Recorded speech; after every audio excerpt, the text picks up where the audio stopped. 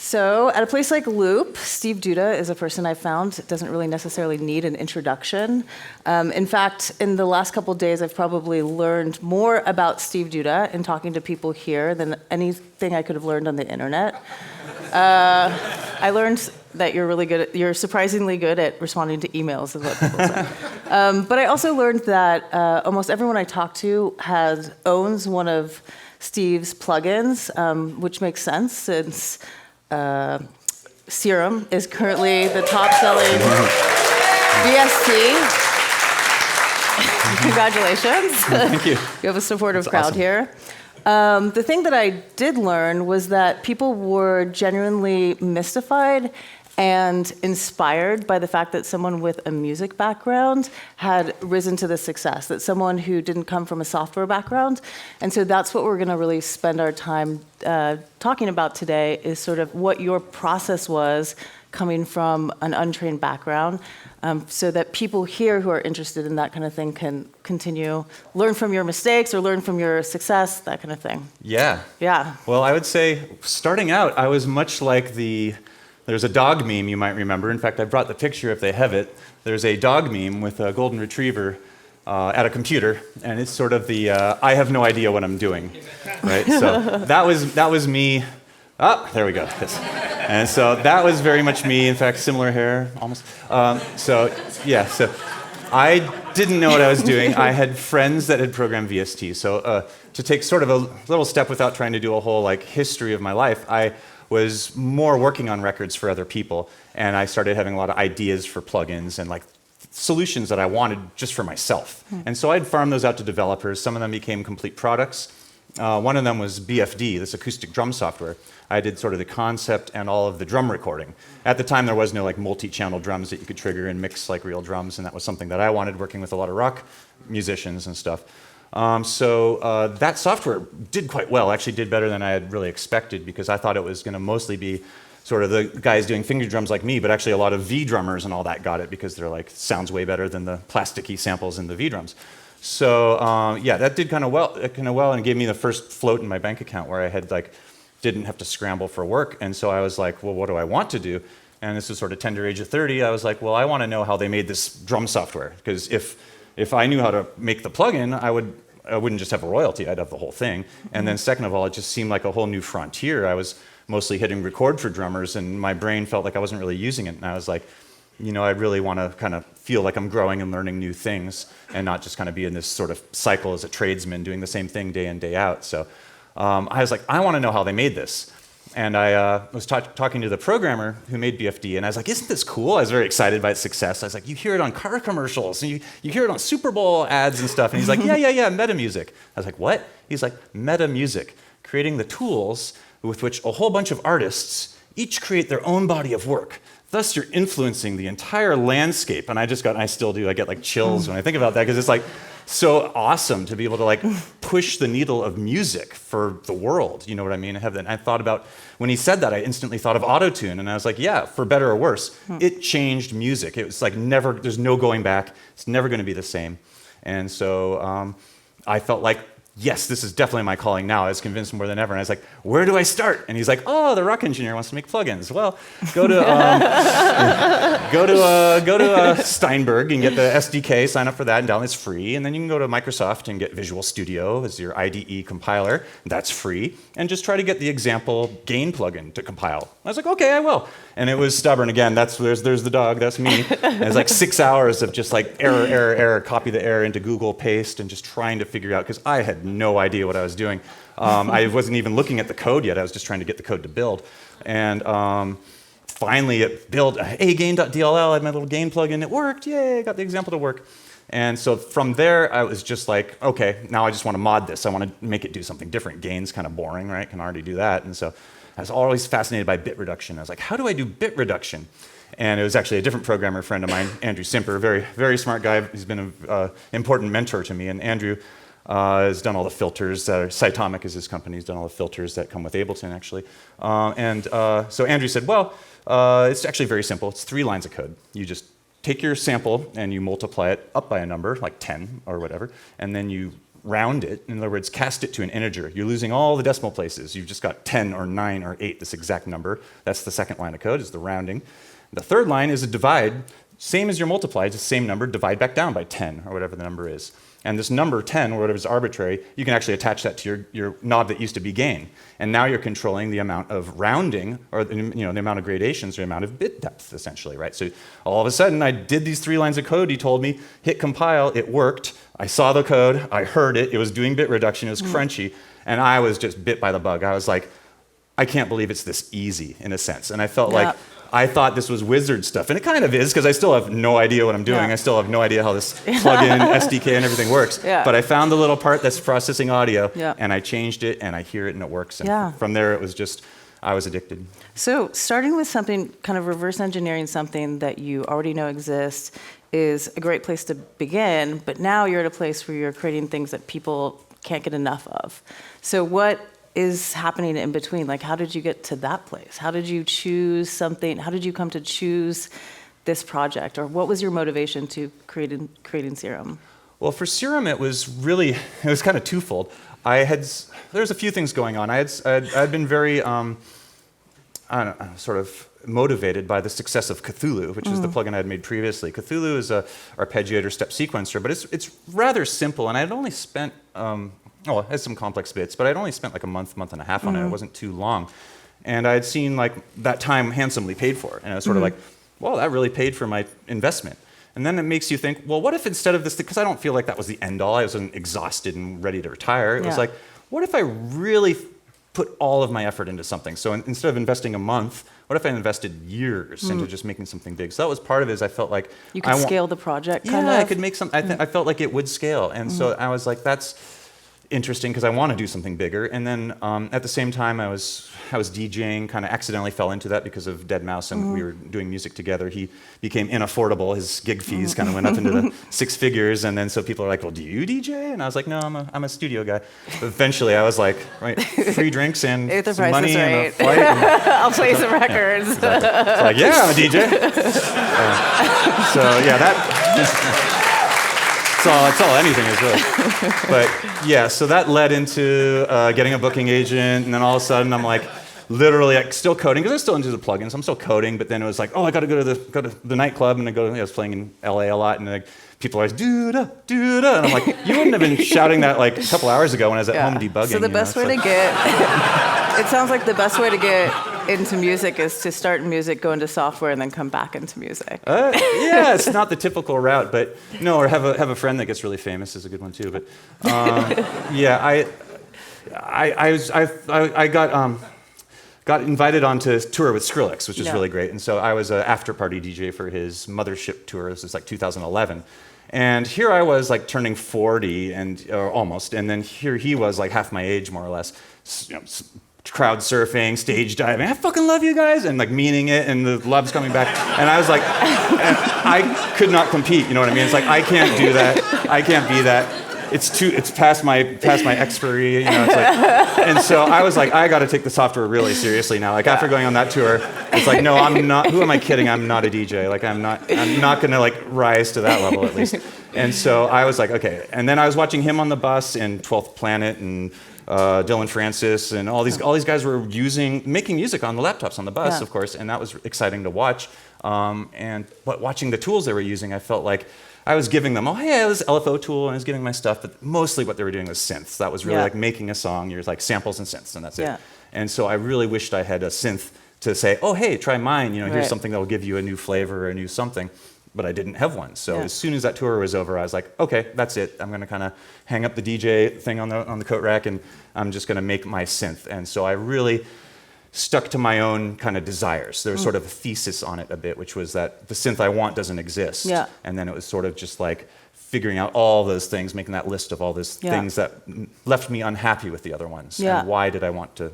So how did you know that was, so it's, I'm sure that you had lots of ideas as you were on tour with other people or working in the studio about problems that you could solve by creating software once you started to learn how you could make it. How did you decide, did you know when you decided to create that, to solve that problem or to create Serum, that was going to be the big one? Or did it start off as a prototype that you gave to people and you tested to see if it had traction? Or Did you know it was going to be big, or Well, did you learn that?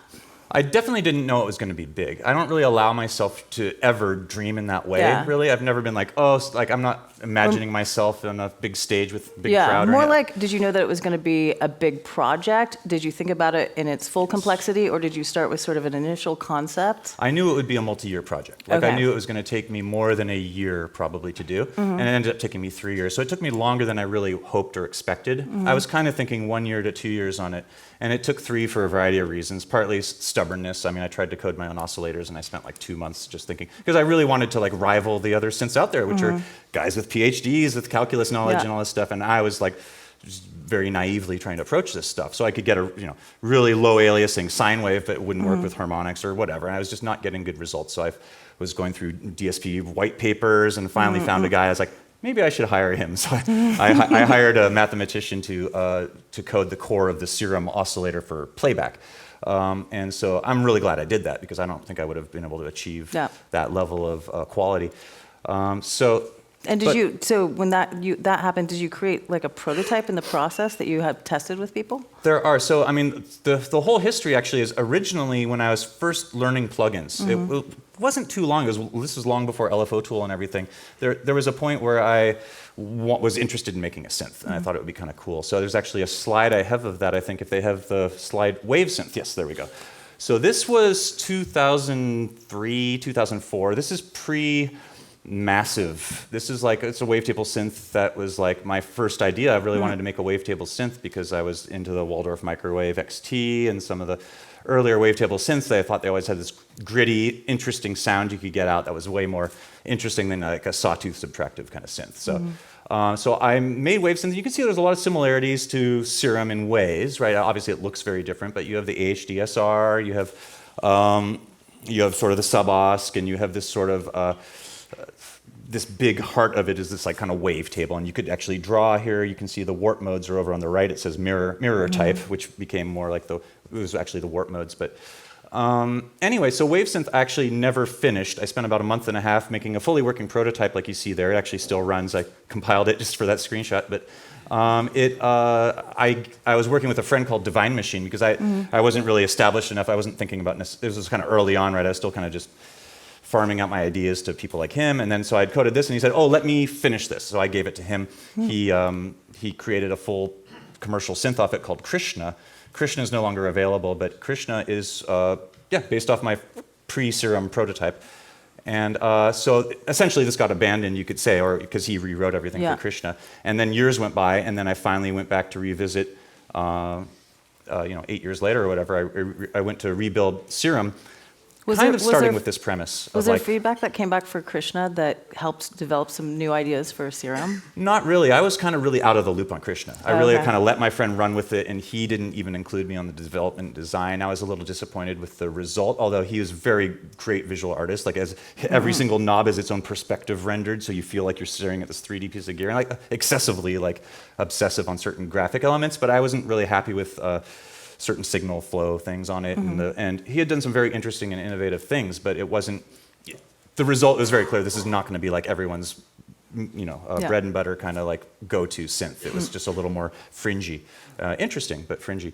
And so when I came back to revisit it, I wanted to the landscape had changed, right? Everyone's using Massive, everyone's using FM8, and everyone's using Silence and all this stuff. So there was already these sort of like big synths kind of forming that weren't there back at this time. And so I more looked towards what went wrong from my original idea, because this wasn't a finished idea. This was like me just prototyping and kind of spitballing, and the design's not even there. It wasn't. I was just adding knobs where they would fit and that kind of a thing. And so that was that. So when I went to revisit it, which there's another slide that you could turn up there. So this is Serum 0.1.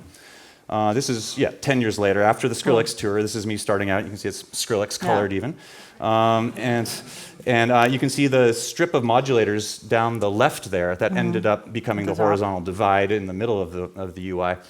And so I had started to really get sort of workflow concepts going pretty early. I was like, okay, I want more than one. I had learned I want more than one wavetable oscillator, so you can kind of see the two form there. It's pretty ugly. Again, this is a prototype for my own just development. I knew all the layout would get redone as it was. But you can see the tabs along the top. I had sort of decided, we shouldn't try to just throw everything on the screen at once, because that's like option anxiety. You get too much when you have too many knobs. Progressive disclosure. So yeah, that's Serum 0.1, and from there it was just an evolution. I teamed up with a graphic designer, which was probably a smart choice because I'm not very skilled. In fact, Deadmau5 has done all the other graphics for my plugins, Nerve and LFO Tool, and the early Cthulhu. Actually, Lance redid it later, but yeah, Joel had done all the graphics because Joel was before he was a international DJ, he was a graphic designer. So yeah, he did those for me, but then Joel actually did a design a Deadmau5 contest, like build your own Deadmau5. And so the guy that won it is like, you get to win a trip out to LA and fly out. And so the guy flew out, and I had actually looked up his portfolio, and he had done these MP3 players. And I was like, oh, interesting, VU meters and knobs and all that. And I talked to him and backstage, and he was like, actually, I want to do VSTs. He's like, what I want to do is graphic design for VSTs. I was like, well, let's do something. I'm working on a synth. So and you're still working with them? Yeah, I'm still working with Lance a bit. He just released a new skin for Serum, which I'm going to release, bundle it into the actual, making it like an official alternate skin for Serum. Yeah. So Lance is very talented, and we worked back and forth over Skype because he's in UK.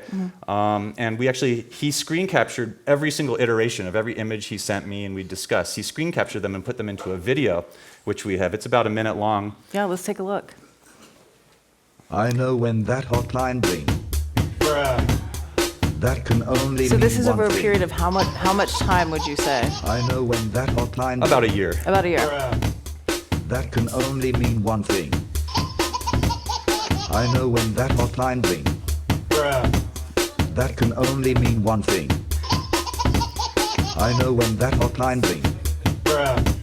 That can only mean one thing. Cool. I think it's on loop. I know Yeah? when that No? hotline Oh, no. rings. That can only mean one thing. I know when that hotline rings. That can only mean one thing. I know when that hotline rings. That can only mean one thing. I know when that hotline rings. That can only mean one thing. So the name changed. Yes. That can only mean one thing. I know when that hotline rings. That can only mean one thing. I know when that hotline rings. That can only mean one thing. I know when that hotline rings. That can only mean one thing. I know when that hotline rings. That can only mean one thing. There you go, yeah.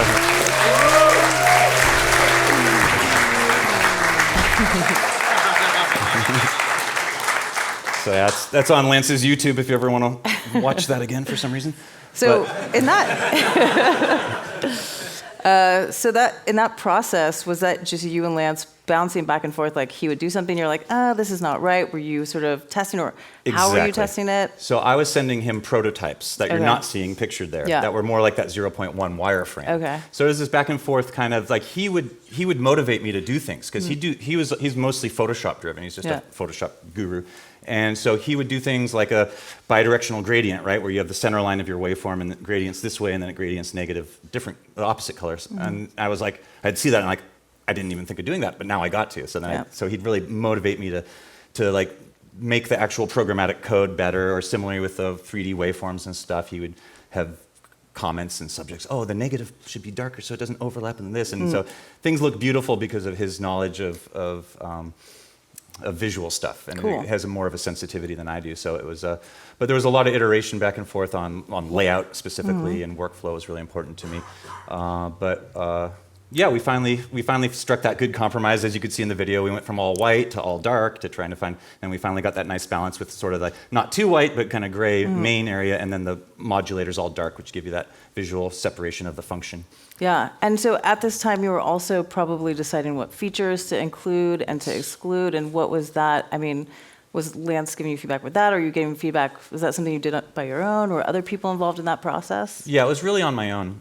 In the sort of final stretches, because I wanted a bunch of factory presets, and so I got 100 beta testers, and most of them were sound designers that I knew from one place or another. Cool. And so they all submitted. It was sort of like the Fable Stone Soup, right? I was like, I'm not going to pay anyone for presets, but hey, if you want to give me a few, and I just got a few from everyone and made that the factory presets. Cool. But yeah, well, actually we had twice as many, and then me and Francis Prev, who's one of the sound designers, we went through and kind of rated them all individually, and then the ones that cumulatively rated the best are the half that we included with Serum. So yeah, in terms of features, some of the sound designers would have some feature requests, and I tried to tack as many of those as I could in before the 1.0, because once it's okay to break things early, but as you go, and once you have a customer base and all that, it kind of gets more and more difficult. Things get more kind of stuck like molasses, and it becomes harder to change things. So I tried to do what I could in there, but some things I even asked them, hey, do you guys think this is important? And it's like these pro sound designers say no, like, hey, is 16 modulation slots in the matrix enough? And they're like, oh yeah, that's plenty. And then as soon as I ship it, people are like, need more mod slots. And I was like, okay, I should have seen this coming, just because I had seen one request, figured more people would probably request it. So I did an update to Serum and doubled the mod slots. But that would have been much easier to do before the 1.0, because now in my code it's all a mess, because it's like old patches have 16, new patches have 32, and all of that. So Do you have a process by which you prioritize things? Like, how do you know which is it like a process by which you know that it's more important to update something or remove something, or is it just that the chorus is asking for it louder? Yes, exactly. So I look for, in terms of things to do, it's like generally low-hanging fruit stuff I'm always going to try to nail out. Now in Serum, in terms of honoring feature requests and stuff like that, it's like the hardest part to change now is the UI, because I created skin supports. There's all these third-party skins out there, and if I added a new control, now those skins will be missing that, or they might look ugly there or whatever. So now it's really tough to change UI things. So now it's like if someone request something that's menu driven, like, oh, can you add a feature in the wavetable editor to thin the tables by half or something? I'm like, oh yeah, that's like 4 lines of code, that'd be easy. And now I'm doing like preset randomization, some like intelligent randomized stuff for the preset browser. Again, that's kind of tucked away from the skin stuff, so I can add those sorts of features with no problem. But yes, exactly, I look for like kind of consensus. A lot of people have asked for like the MPE, right, MIDI polyphonic expression, so you can have per note expression, and so I'm adding that into the next Serum update. So it's a lot of fun. So I look for those things that are sort of a consensus, and if I can get away with only menu items too, then I'm definitely going to do it. Cool. Yeah. So in terms of, you mentioned collaborators, and you mentioned the mathematician, you mentioned Lance, your graphic designer. Who else are on your team of collaborators? So on Serum, I had just one other person on the development side, which was Andrew Simper, who I mentioned earlier, who does Cytomic, and he's he was at FXpansion and did Strobe and Cypher, the Synth Squad projects, and now he has his own company, Cytomic, that does the glue and the drop, and then he licenses his component modeled filters to Ableton, I think exclusively, but they're all the filters in Ableton are Andrew's. And so Andrew's a genius, I'd say, in his own right, and I turned to him for filters, and so all of the filters, in fact, it was pre-Serum, but I licensed filters for actually, it goes way back to my Divine Machine days. I had a plugin called Lucifer, which was like a beat repeat before Ableton had beat repeat, and that had all the same filters that ended up in Serum, essentially.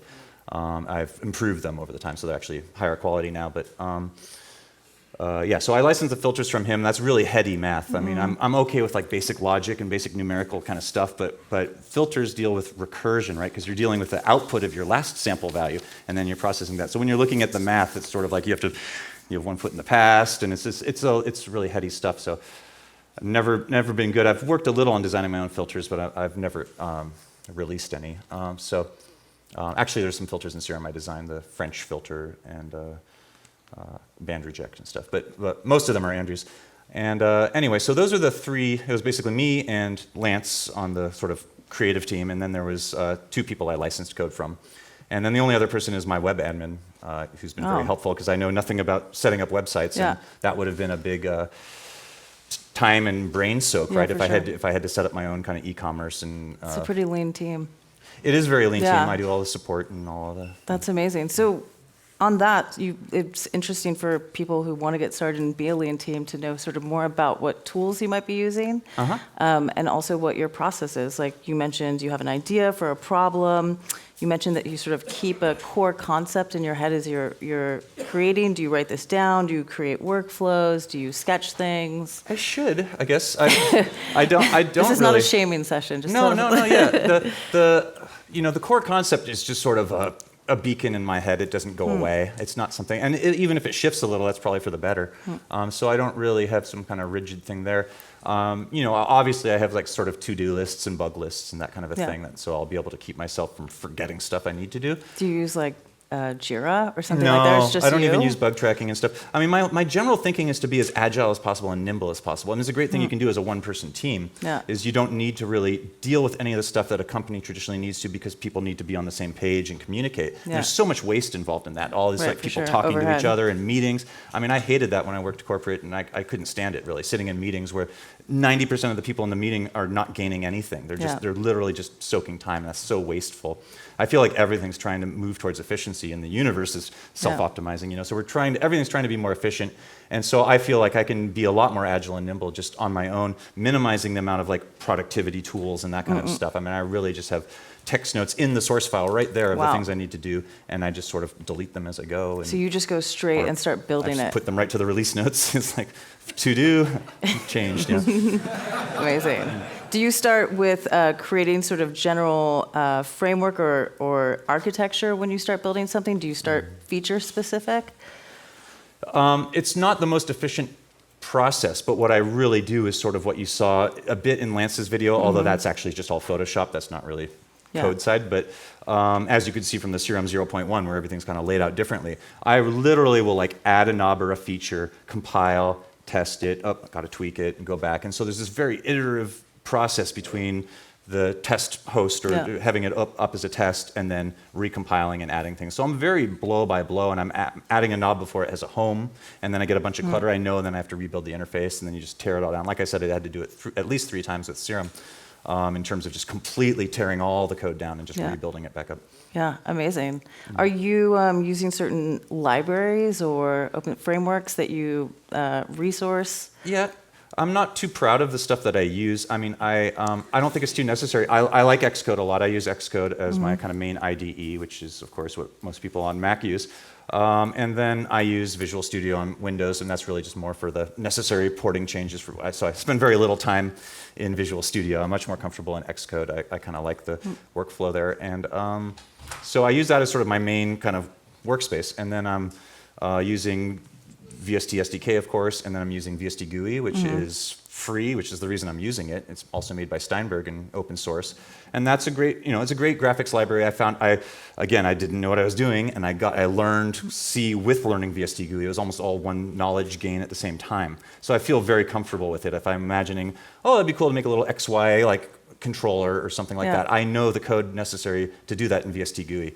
I kind of wish I had started with Juice because it's a little more comprehensive. I am using Juice now for some like file system handling and some image resampling and stuff like that, but I mostly am kind of stuck in VST GUI now. I mean, at least my current projects, because I would have to rewrite everything completely, and there would be some bugs and quirks that would go with that, so I'm a little apprehensive on doing that. But so yeah, I started with the free tools. I would recommend Juice now. I think it's, not only is it free for non-commercial use, so you can just download it and get going and get learning with it, but it's a great one-stop shop. I mean, I would have saved a lot of time in the long run, getting to audio units, getting to AAX for Pro Tools.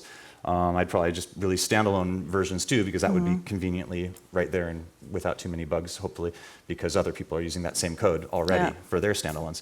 So I wish I had gone with Juice from the get-go, because I'd probably write better C code too, because Jules, the guy who does Juice, is very clean sort of a method of coding. Yeah. So in addition to maybe changing your framework, are there other lessons learned for people here who are interested in doing a similar kind of project?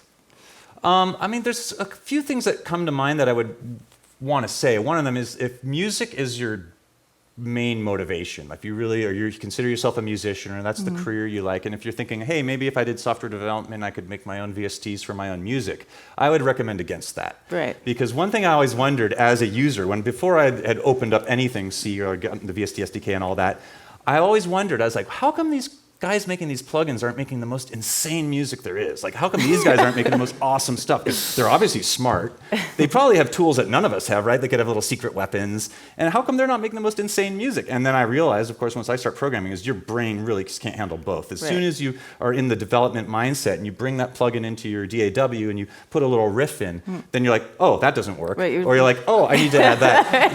You can't work on music. Yeah, it's really hard. I'm trying to make some music now, like for the first time. I'm making making like more chill, like dub techno and stuff. And I'm trying to use mostly my plugins, not just to eat my own dog food, but also because it strikes, you're like, oh, that's why people keep asking for that, and that kind of thing. So it's really important to keep making music, I think, if you're a software developer. At the same time, I really think if music is your main passion and interest, I don't think plugin development is the way to go. I mean, there's a lot of middleware solutions like Reactor and Max MSP that you can essentially do innovative things and get sounds that people aren't necessarily getting everywhere without having to go to the pains of the low-level code.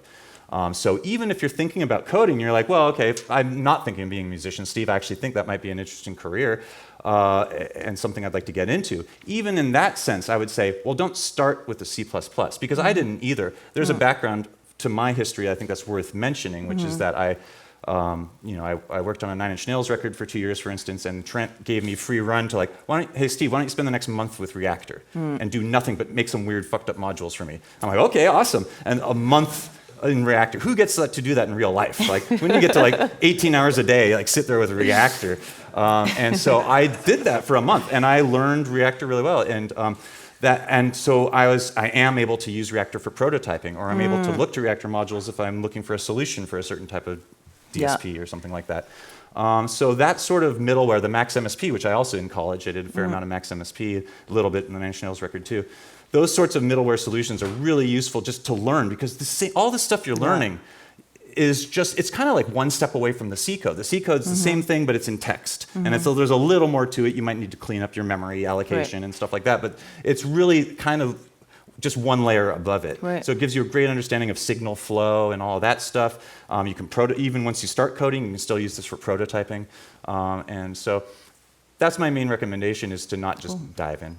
Yeah, awesome. So before we open it up to questions, you want to talk a little bit about just next steps? What's going on next? Yeah, there's not too much I can really necessarily announce. There's no like announcements, unfortunately, I can have. I'm working with some new people, which is exciting. To date, all of the plugins that I've had on my website, and it's worked out well, have been like things that I've wanted, like spending so many hours as a producer, musician, whatever, knowing, and I've always been sort of plugin passionate, so I've always like scoured for what's out there and what products. So I always know when it's like, hey, how come there's nothing that does that? And it's like, I know it doesn't exist, and then I feel like the motivation to make it.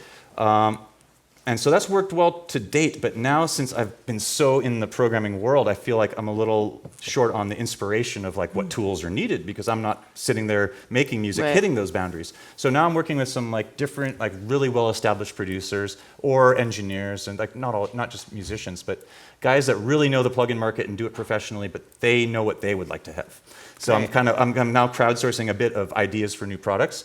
And so to me, that's kind of exciting. It's kind of fun to see someone else's vision out and allow them to kind of be the boss of me. Yeah, do you work with them a little bit, like to help them flesh out those ideas based on what you know? Yeah, I mean, this is a new experience for me. So far, it's been a bit of a struggle, because what's happened is feature creep, and I kind of expected this a bit. That it's like once you do something cool, they're like, oh, this is great, but can you also, and can you add, and can you add? And then the thing starts growing really large, and you're like, are we making a DAW? What are we doing here? And so I've had, that's always a challenge with adding features, and it's always a challenge for me with working on stuff. You don't want to make it too messy and complicated, and now people are turning knobs that don't even change the sound, and they're like, what is this thing? I don't know. So, I really want to try to keep things, I mean, simplicity with power is always my mantra. It's like you don't want to overwhelm people with what they see on the screen and do, but you also don't want to give them training wheels and not allow them to like go deep if they want to go deep. I think Ableton Live is a great example of that, juggling simplicity and power with all the context menus and things.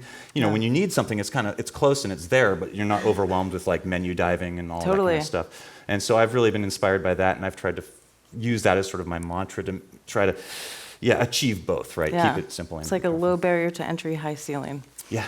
Awesome. Cool. Okay, well, I think we're ready to open it up to questions. Is there a mic out there? Okay. So is there a process? But do people just raise their hands? If you have a question for Steve Duda, raise your hands. Hello. Hey. Hey. Say you have a really good idea, but you don't really know where to go from there. Say you only have a certain skill set. How do you know when to dive deeper to educate yourself versus outsourcing it to somebody else that has higher level of skills?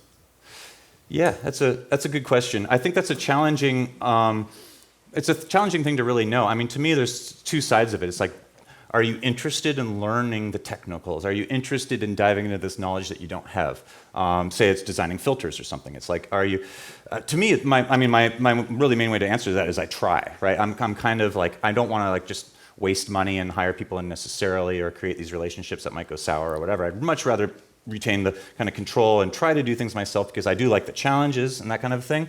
But if I find myself just miserable realizing that I need to go now to college to study calculus or something, I'm like, well, this is really just a solution then. I'm really just after this solution, and it's a solved problem. So why don't I go to someone that has the solution rather than just try to reinvent the wheel? So that's kind of where I kind of draw the line is if I'm not going to be able to do something kind of creative or unique in that world, then the only reason I'm doing it is because it's either necessity or convenience. Like it's easier than hiring someone and waiting for them. I mean, when I actually got into making plugins, part of my motivation originally was that I was farming out ideas to developers, but I was a little impatient to get the tool back. And at a certain point, I was like, I think I could make this myself, kind of a thing. So it kind of became this thing. Is like, wow, if I want something, to be self-sufficient and be able to not have to wait for someone was part of my motivation. But in terms of stuff, when I think of like things that I've tried, one example that comes to mind with what you're saying is like oscillators with Serum.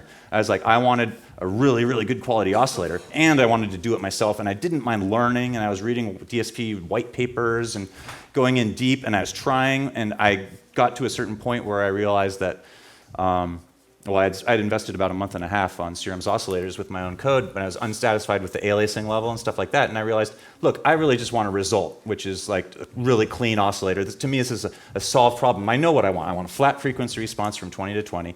I want the lowest aliasing possible, and I want it to hopefully not blow up the CPU. And so I found a guy who could satisfy all three, who had written a DSP white paper, and I was like, oh, he had some example code, but I was like, well, the aliasing, could you make this lower possibly? And he was like, well, yeah, this and this, I could do that. This is, it's a 10-year-old paper. I actually could get it much lower. And then I was like, could we do this for intrinsic optimization, where you basically, there's this thing called intrinsics, where you can basically do 4 calculations for the price of 1 if you line them up to do that, to like kind of parallelize stuff. It's on modern processors. So I was like, could you change this code to be intrinsic optimized? And he's like, oh yeah, that'd be no problem. So I spent couple €1,000, and it was the best money I ever spent because I would have probably spent another 6 months to get that knowledge. And then that knowledge would have been kind of, again, like I said, it's a solved problem. It's not like I don't think I'm going to be able to innovate within that little world. I'm glad I spent the money. I'm glad Serum has high quality oscillators, but and I don't regret not doing it myself, I guess, if that's the answer. So it's kind of hard. I think it's kind of up to you to, my rule of thumb would be try. If you get incredibly frustrated or depressed or whatever, then you could try to turn to help for some mentoring or assistance, or you could see if you could just outsource that.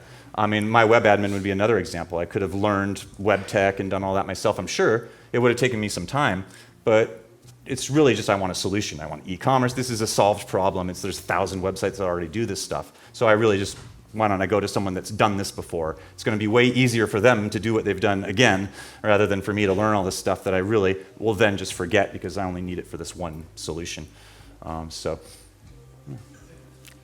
Cool. Next question. Hi, I'm a computer science student and I also do music on the side. Nice. I just wanted to ask, where do you see maybe music software and musicians, where do you see that maybe going in the future, going forward? Yeah, I think making music with computers has been this like exciting shift, right? When I was in high school, I'm 45. When I was in high school, it was like be a guitar player in a band was kind of like the dream of all the kids, and I was the only kid in school with like a computer and MIDI interface and like some sound modules and all of that, MIDI controller and stuff. Nobody else in my whole high school. Now I talk to kids that are like 15, 16. They're like, he's like, yeah, I sell Serum presets in the hallway to my friends. It's like, wow, that's like, it's a different world.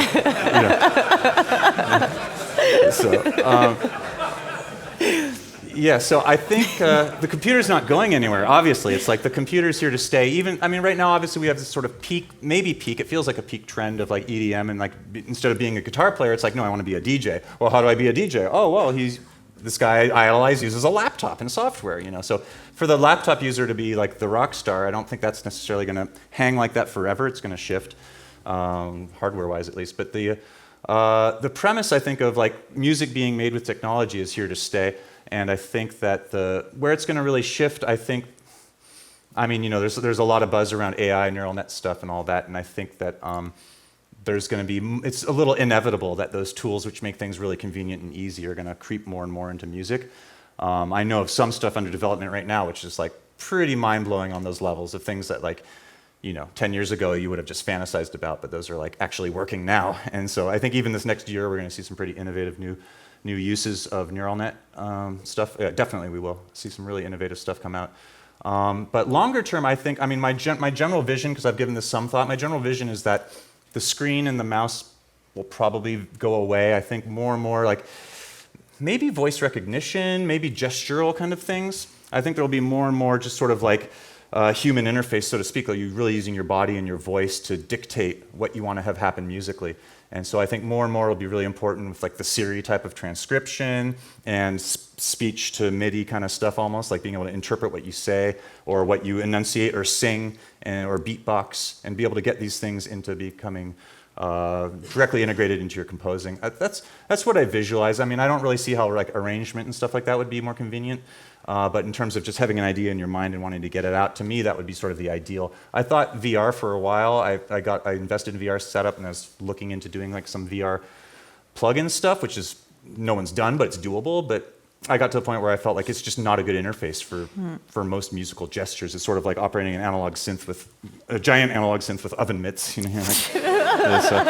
not really the ideal. So I'm not very bullish on VR for music stuff, but not that you can't do cool and fun creative stuff there, because you definitely can. But then I was thinking, well, what is it then if it's not VR? And I think it is. Obviously AR would be cool and a helpful part, but I really think it's more just being able to gesture and be able to speak and utter and grunt whatever and have it interpret that into the music and yeah, the more that there's intelligence there, the more that it could really make the impossible possible, or things that people just imagined could be realized. And I think we'll see a lot of that on the short term, next decade. Past the next decade, who knows? Inspiring. Cool. What other I feel like there must be so many questions, because all this week people wanted to know, have me ask you specific things. Oh, great. So maybe people are being shy today. But, yeah, there's some hands up there. Which Nine Inch Nails album did you work on? It's called The Fragile. It's the double CD.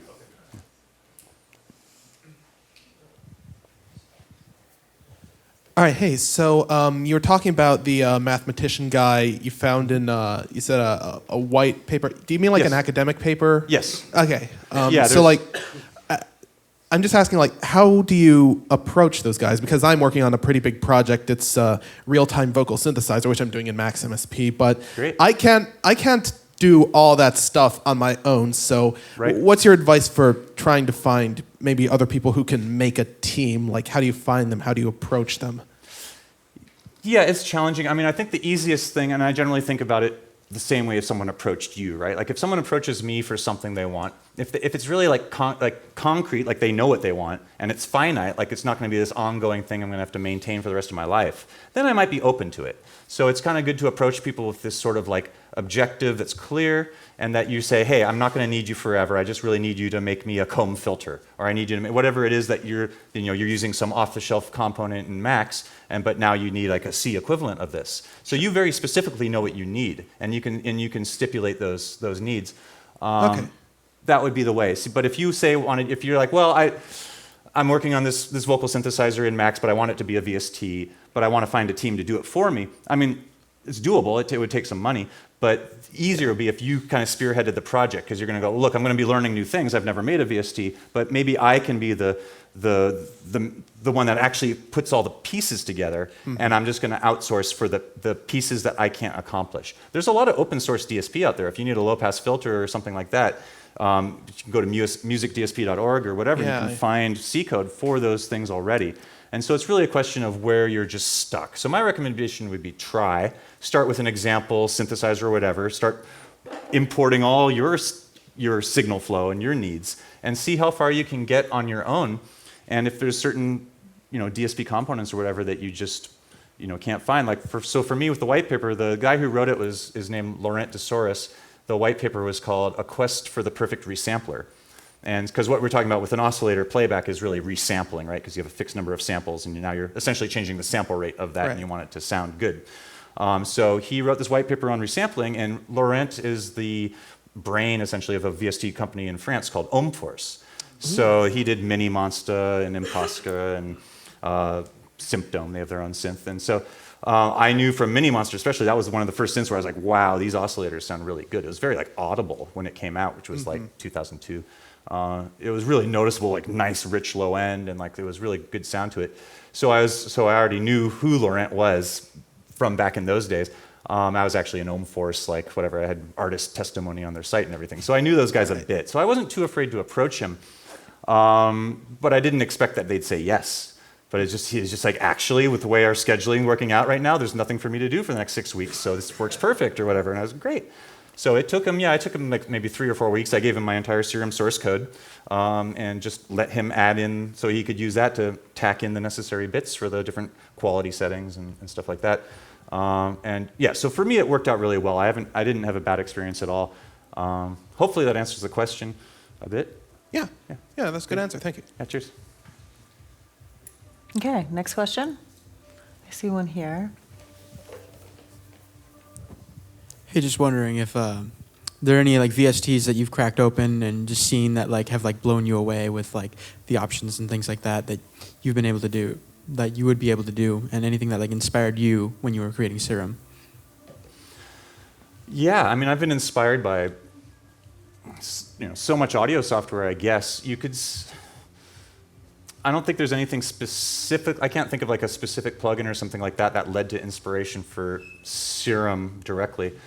Like the more that I develop as a programmer, the more I can get inspired by things you might not even notice as a non-programmer. You're like, oh my God, they're doing like these, interesting things with I don't even know what, but things that don't come easy. You can start to appreciate certain subtleties, like physics on knobs and stuff like that, and even simpler things like knob scalings and stuff like that. You can appreciate when people do it, and almost more so, I notice when people don't have sensitivities to things, because one of my advantages, I think, as an outsider, is that I develop much more sort of musically, and as a user of the tools, much further than most people who develop music software. Most people who develop music software kind of more or less straight out of college, and they haven't really had like years of doing nothing but diving in making music. So I had the advantage of I knew when things felt musical or felt right or wrong. And one thing you notice a lot on different plugins and synths is the ranging varies a lot, right? Some things, and you've probably seen this on like cheap MP3 players or whatever, where it's like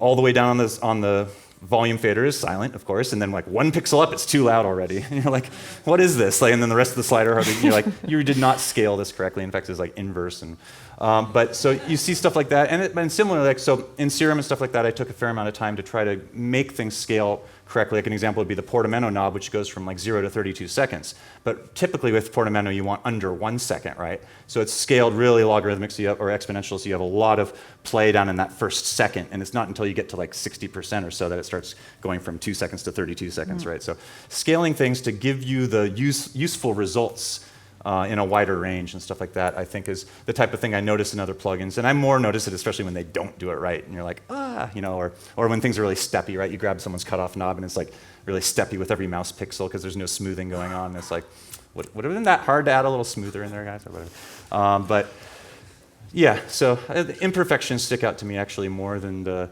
inspiration at this point. Earlier on, I was just inspired by so much. I mean, I felt like I had, again, like the dog, I had no idea what I was doing, and everything seemed like wizard-level stuff. And so when I did those 3 lines of bit reduction, that's when it started to bridge from like the impossible started to be attainable. It was like, oh, I think I might actually be able to get somewhere. Although I never expected to make a career on it back then. BSOD, which was my duo with Deadmau5, we named it BSOD because that's the Windows blue screen that comes up when you make the computer crash, right? And it was sort of a reference to my software. And so,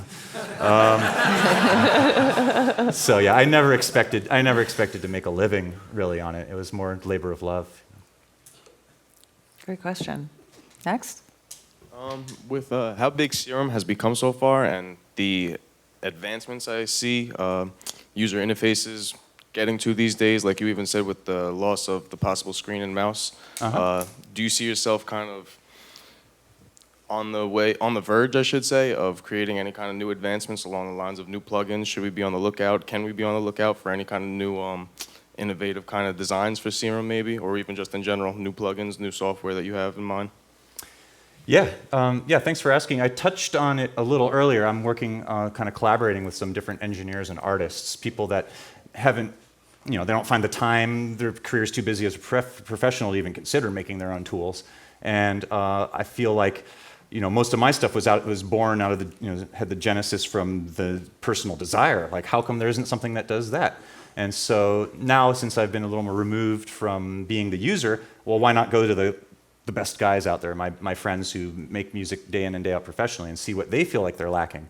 Sometimes they've just not heard of a tool. They're like, what would be cool? I'm like, oh, actually, it already exists. You just don't know about it. And so sometimes I'm just turning people onto existing solutions, and then nothing gets made. But sometimes people have really cool things.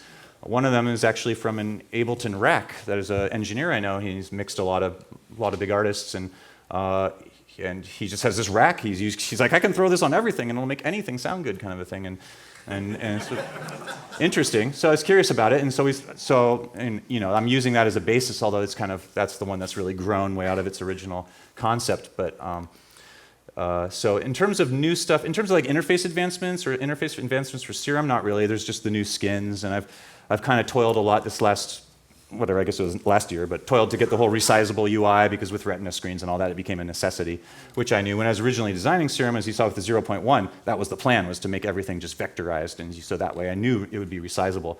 But then that's an uphill battle to make it look good, which is why I got Lance involved. It went bitmap instead, because I was like, hey, the other popular synths are all bitmap. It's good, seems good enough for now.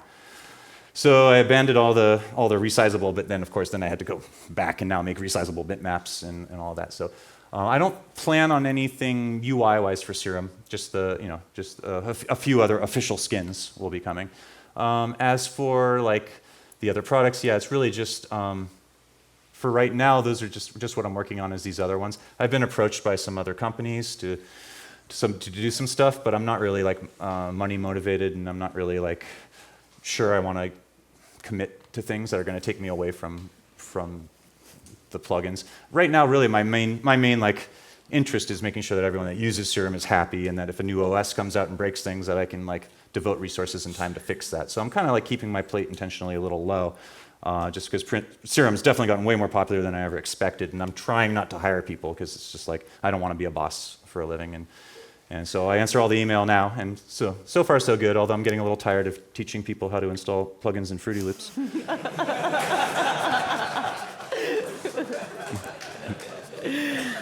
Okay, I think we have time probably for just one more question. Do you want to do? You guys can choose someone. The other hands can ask me after. Okay. Oh, great. Yeah, you'll be around for questions afterwards. Yes. Yeah. Yeah. You had said that you were doing a dub techno project. Yeah. Or working on some. Yeah. I'm a big fan of the genre. Cool. But first off, how do you as a developer approach music now, such as dub techno, and what's the project called?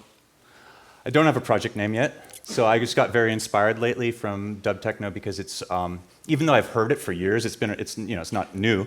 It's not a new genre. It's not a popular one. I got really inspired by it because there's this sort of like, and you see this in other genres too. It's sort of an art for art's sake kind of thing, right? Like no one's trying to make a hit. No one's expecting to like blow up on the scene and be like headlining EDC, right? It's like, I love the fact that it's really got this sort of art for art's sake, and there's a little homogeneity to it all too. There's this sort of similar threads that run through it all. It's a very different style of listening that I'm used to, because I really come from, I had a music degree, so I really studied chords, and generally melody and harmony is what I really think of as a core of music, and my brain is like, if there's stuff that's harmonically interesting and rich, and I can't work with music on, because I start just dissecting it all, because I've just, from so much of music degree and all that, just analysis is just sort of natural to me. And in dub techno, there's much less to analyze, right? Like it's like one minor chord. It's like one minor chord goes through the whole thing in a variety of ways. Sometimes you have two, but it's generally just one minor chord. So there's not a lot to harmonically listen to. And then it just opens you up to listening to sound, and it opens up and the space, obviously a lot of space. And so I just got very into it as an art form that was different. It's like a different part of my brain than making electro house or something completely. And so I got into it for that. And like I said, I'm trying to use just my plugins. I started using Ozone as well, because it's nice, and we swapped, Isotope and I swapped plugins, so I've been using Ozone on the master. But yeah, so I don't have like a artist name for it yet, but I'll probably come up with an artist name and try to find some outlet.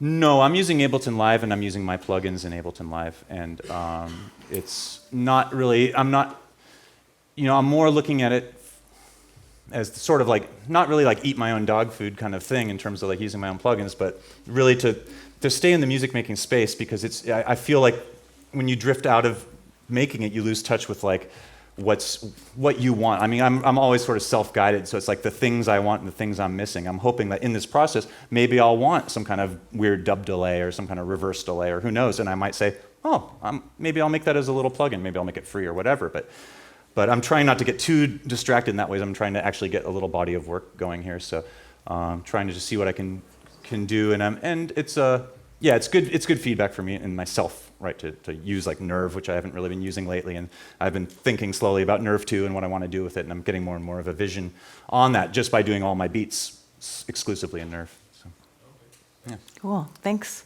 So I think we're going to wrap it up. Maybe if we could just end this with just one question from me, which is that if you were going to give audience members here who are interested in making their own music software just one piece of advice, just one thing, what would it be?